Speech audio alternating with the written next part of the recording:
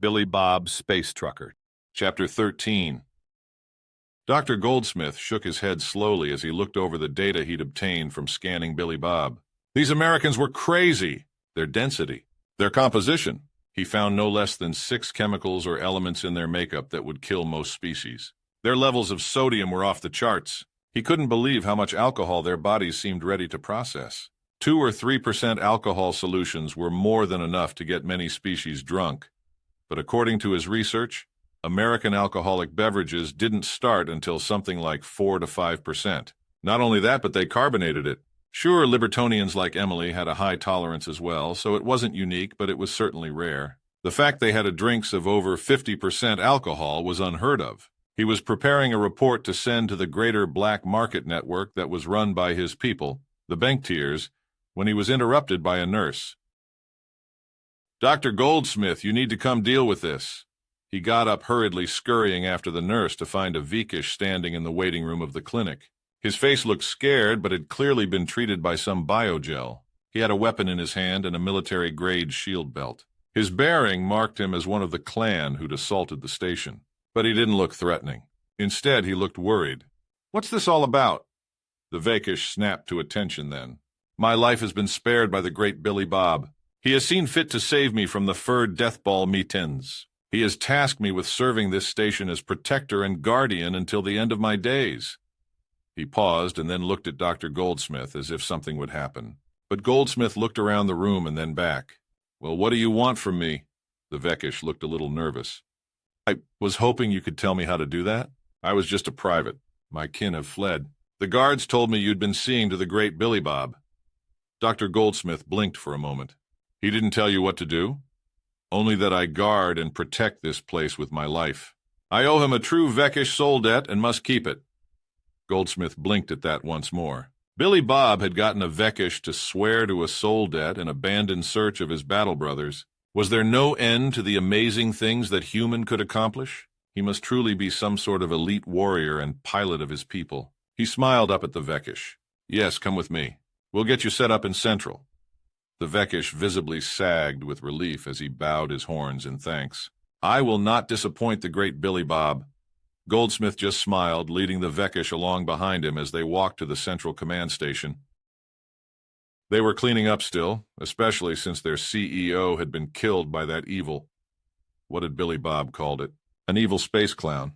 Having done a bit of research into humanity, that term seemed appropriate. But it just confused him on why humans had such terrifying children's entertainers. Either way, the 4 armed insectoid Onits who the banktiers hired as guards fluttered a little in the presence of the Vekish, clutching their energy weapons tight.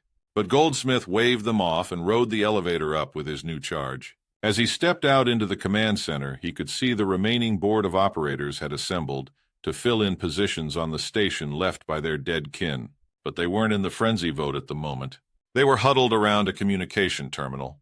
"What's going on?" he asked as he approached. "Bad news, Doctor. The Galactic Secret Service is here." "What? The Crusticans? Why?" "They've issued a Level 1 warrant for the arrest of a terrorist they think is on our station." "Well, just hand them over. We don't want trouble with them. That's the problem. They don't want a normal client or even one of our own." Goldsmith gulped, fearing he knew what was next. But he had to ask. "Then who do they want?"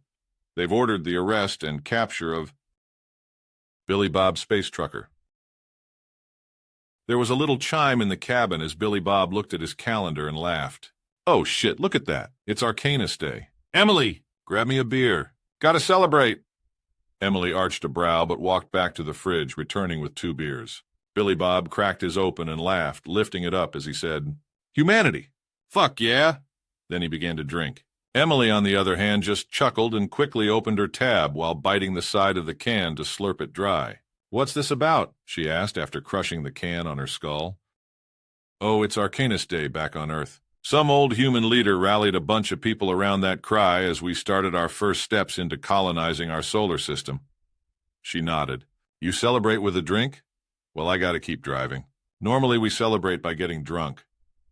"What about other human holidays?" The next one we dress up, eat candy, and get drunk. Then Vets Day, where we celebrate soldiers by drinking and grilling stuff. After that, we get together with family, have a feast, and get drunk. After that, we get together with family again, exchange presents, and get drunk. Then it's getting drunk to celebrate the new year. Then we get drunk with people we want to fuck and eat chocolate. Then we grill meat and get drunk to celebrate our presidents. Oh shit. Then it's a week of getting drunk because of voodoo and Narlands. Lots of tits for that one. Then we get drunk because of Ireland. Then we get up early and have a nice brunch and get just a little drunk while eating chocolate eggs. He nodded for a moment as he looked thoughtful, trying to remember everything.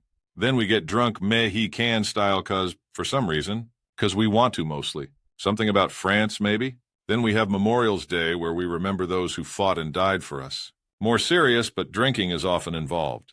Then we have a day celebrating how awesome our flag is. Drinking not required, but again often involved. He perked up and looked even more excited. Oh, and then it's the biggest, bestest day of them all. Independence Day. We explode shit, drink, grill meat, and generally spend the week in a blur of celebration. He rubbed his chin. Is that it? No. We also have a day to celebrate working by not working and instead getting drunk and grilling stuff. He nodded slowly. I think that's all of them. You get drunk for all your holidays? Yeah, mostly. Of course, I'm leaving out the sports-related holidays because not everyone gets involved in those. We used to have one to celebrate the guy who found America, but turns out while awesome in some senses, he was an asshole in others, so we decided to drop it in favor of National Pizza Day, which is pretty awesome too, if you ask me. Emily blinked, having no idea just how much the Americans apparently drank. While her people had high tolerance overall, if they drank that much, their bodies wouldn't be able to handle it. Maybe Earth years were more spread out. She'd have to look into it. Overall, the trip with Billy Bob heading to his cargo delivery planet was pretty smooth once they left the station. Emily would sleep every few hours, and Billy Bob would listen to his music. Then, when he needed to sleep, he'd pull off, take a nap as she listened to music, and then switch off again. Once he was up and they were just 4 hours from the planet, she had been listening to quite a bit of human music. So, this person was a monarch of popular? No, the king of pop isn't like an official title. He was just a great musician and dancer. He wasn't really royalty. We use the term now and then. Before him was Elvis. He wasn't a monarch either? No. He was another great musician. Farted himself to death one day, I think. Emily blinked at that. And this other one? What Jackson? We don't know. What do you mean? Decades ago, someone wiped out all the records about his life after the year 1990. Probably died and they didn't like how it ended or something. I don't know. So were they ruled over by this Pope of Parody? Who? Weird Al? No, again, not a real title. Just a funny guy and another great musician. Why do you keep giving such titles to musicians? We like them? I don't know. We give titles to everyone we think deserves one. They don't mean anything, just sort of, look, we like titles, okay? She shrugged it off then and figured she'd just have to understand Americans better. The rest of the trip to Ina 3 was uneventful. They found the quiet little agri-world, and Billy Bob brought his longhorn down into the planet's atmosphere. Emily pulled her mask and hood back on to keep people from recognizing a Libertonian, but the galaxy wasn't aware they needed to be afraid of Americans yet, so Billy Bob was all right. They landed in a clearing he'd been guided to on his contract, but they didn't see signs of a town or many buildings. Either way, the planet was only half normal Earth, so he began to unload the crates from the Longhorn with minimal effort. It was a typical agri-world, no evolved natural animals bigger than his pinky. Just plants. Lots and lots of plants. The colony was supposed to be near a mountain with some forested area and then massive rolling plains of weeds. Or maybe they weren't actually weeds, but they looked like space weeds to him. Are you sure you should unload that? You don't know if they're still alive, Emily asked as he started to move the crates even though they hadn't contacted the colonists. Hey, I was paid to deliver this shit to this spot. Not my fault if they're too dead to collect. He grunted as he was about half done with unloading. Emily sat on top of a pile of crates, looking around the area while Billy Bob finished. When the last box was out, he smiled and brushed off his hands. Well, now to go find them. I think I see smoke of some sort that way, she said, pointing towards the base of the nearby hills. They walked through the trees, and Billy Bob noticed he didn't hear any birds or insects, which seemed wrong. To a human, that meant something evil or big and hungry was close. But some agri-worlds just didn't have those sort of animals. They came out of the trees in a clearing of what looked like basic tents and low-level shelters. The creatures were humanoid and had shaggy hair with long snouts ending in what looked like unkempt bears. They were wearing very basic clothes and in general looked nothing like the colonists he was used to. They had long eyes on stalks that turned his way as he approached. I don't like this. Their eyes are so red, and this place smells.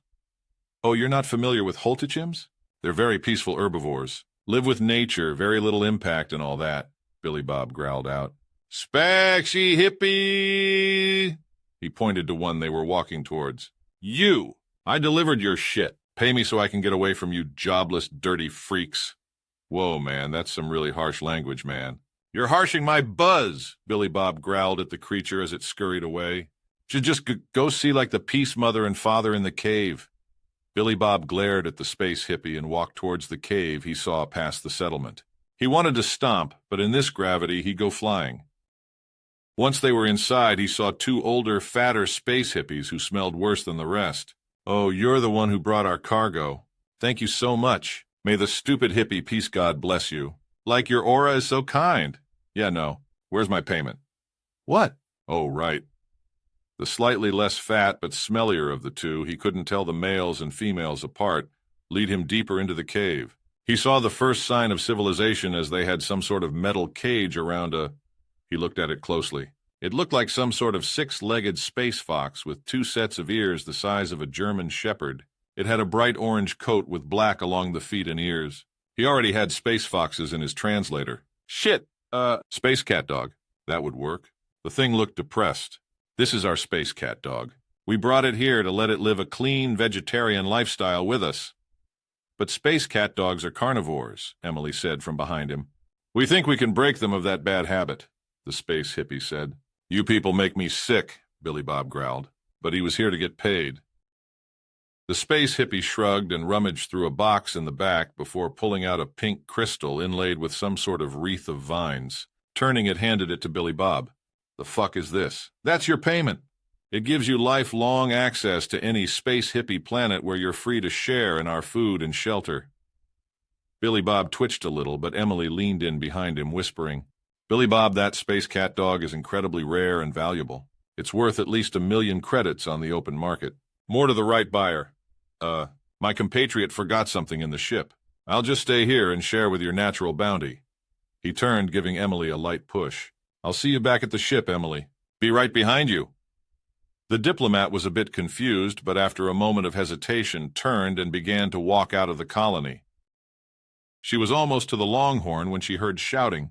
Turning, she saw Billy Bob with the carnivore in his arm, running towards her in long, bounding strides in the low gravity.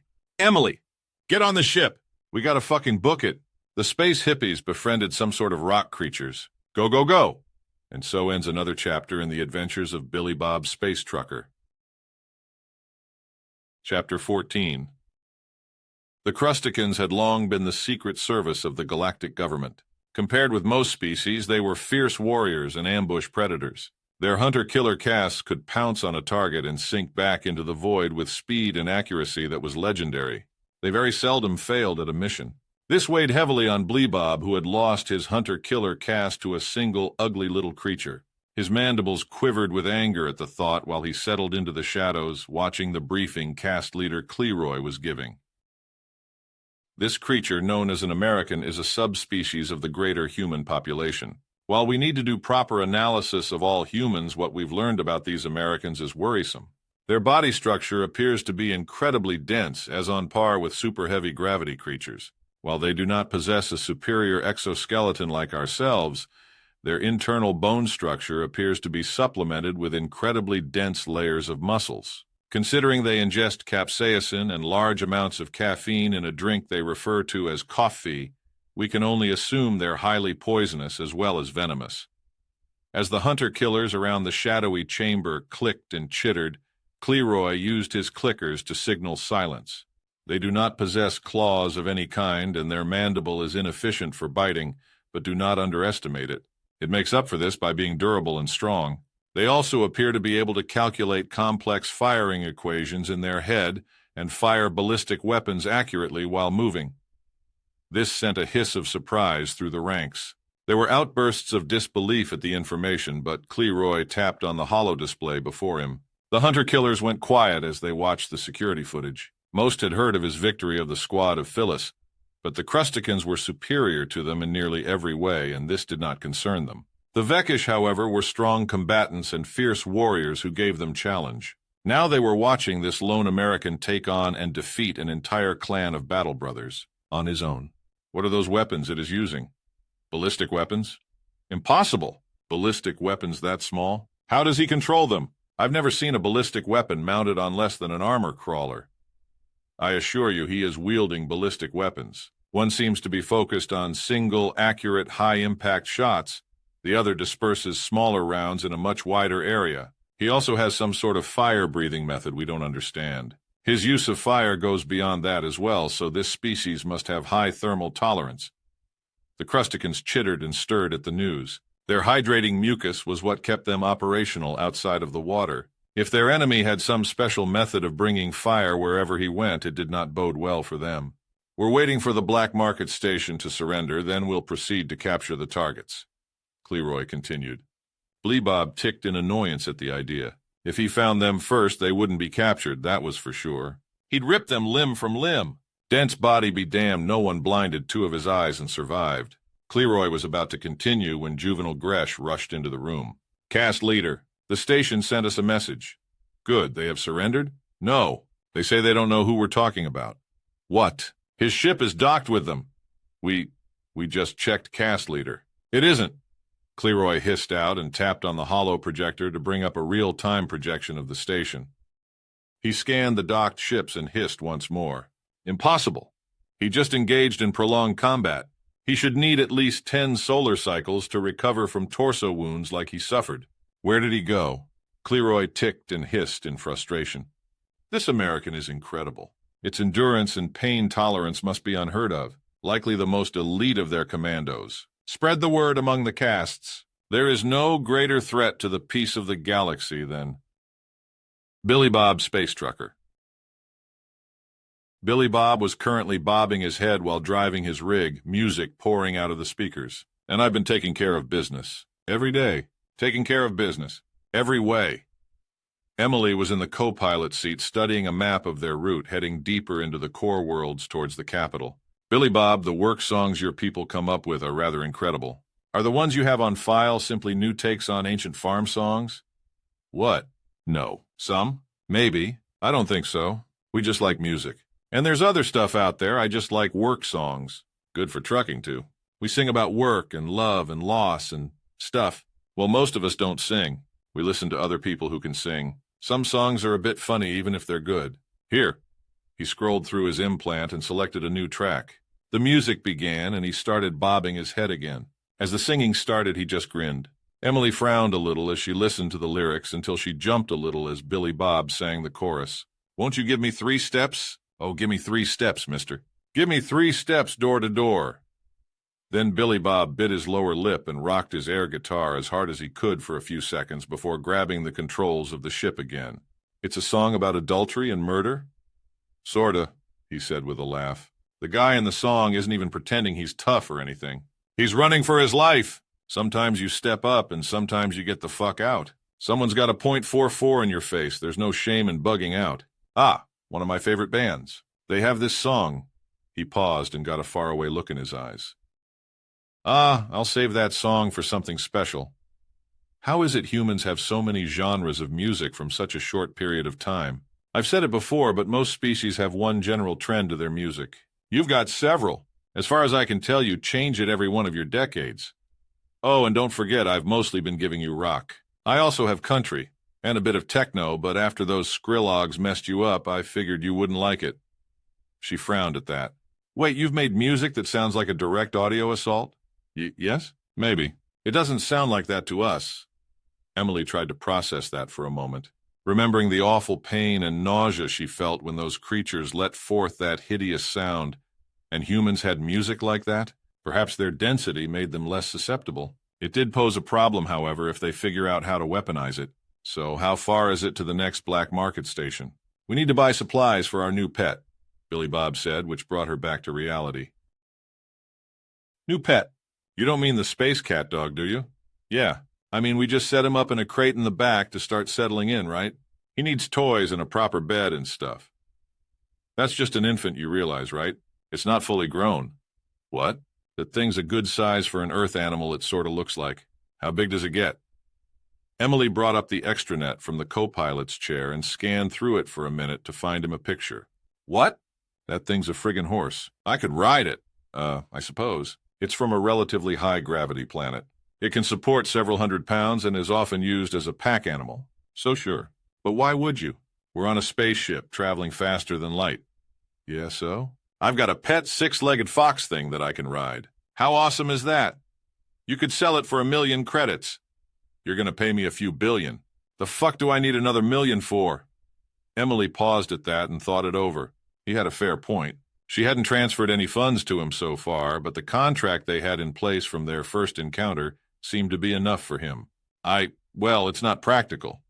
Yeah, well, Americans aren't super big on practical sometimes. I'ma keep him. Also, I gotta change the name. Foxhorse, no. Force? No. Shit. Come on, Billy Bob, gotta think up a better name. Emily stared at him as he tried to rack his brain for a better idea. Fuck it. I'll just think up a personal name. He's a pet after all. Emily waited for him to follow it up with a name, but he just blinked and cursed. Shit, I gotta think this one over. I was about to say he's got black feet, so it looks like he's wearing mittens, but, well, that name's taken. He glanced over his shoulder at his cat. Then he looked at Emily. What do you guys use for pet names? Some people give them normal names. Some seem to do what you do, trying to assign them a name based on looks. Shit. If he was a bird, I'd call him Leonard. But he's not, so... He went quiet again. I'll figure it out once we buy him some toys and I take time to play with him. Emily just shrugged. It really upset you those space hippies were trying to feed him veggies, didn't it? Fuck yeah, it did. It's an animal. You don't try and feed a carnivore fruits and veggies because you wish he didn't eat meat. You feed him meat and fucking get over it. I wouldn't try to stuff a steak down the throat of one of those space hippies, damn it. There was a pause as they were both quiet until at the same moment he tilted his head and said, I probably would, while she said, You probably would. But that's different. Sorta. Whatever. He grumbled a little while Emily just shrugged it off. They were only an hour from the next black market space goblin station and spent the time listening to music. Billy Bob would every so often shout out a name and then shake his head right after. He had to make this name count. Once they reached the station, they quickly docked, and Billy Bob looked over at his weapons locker. Should I suit up? I don't think you need to. We're in about as good standing with the space goblins as we can get. He nodded at that, but did take his M1911 just in case. Exiting the ship, they walked down the docking arm. No bloodstains, no flickering lights, just a few space ants standing around, scanning implants and waving people on as they entered. Billy Bob and Emily were approved quickly and waved on into the main hub. The sounds of a myriad of species buying, selling, and trading black and gray market goods filled their ears as they stepped out into the busy street like halls. Emily was looking around for some sign of a vendor who dealt with exotic animals, but Billy Bob gasped and ran over towards a street vendor. Behind the stall was a grizzled old one-eyed space goblin who glanced up at his customer. Is that ice cream? The space goblin looked down at his cart. In front of him was an array of colorful-looking cold mushes. Is it what? Fucking ice cream, man. Frozen sugar and dairy. What? No. Billy Bob looked crestfallen. It's ice with sugar and flavoring. But I warn you, this cold be not for the faint of heart. It is kept at freezing temperatures and is loaded with enough sugar to stun many species. Many speak of horrifying pains known only as, the old space goblin whispered. Brain freezes. Billy Bob slapped down a credit cube and then grabbed what he thought was the serving cup. Dragging it through a blue frozen slurry, he pulled it up to his mouth and dumped a large chunk of it into his mouth. He shivered a little as the old space goblin stared at him in shock. That's a Titan-sized travel container. It's meant to feed 10 at a time. Billy Bob wasn't listening. He was turning and calling out, Emily! Slushies! Before tilting his head back and downing more of the frozen treat. Looking over, she saw him and the shocked vendor before softly sighing and wondering what trouble he was causing now. And so ends another chapter in the adventures of Billy Bob.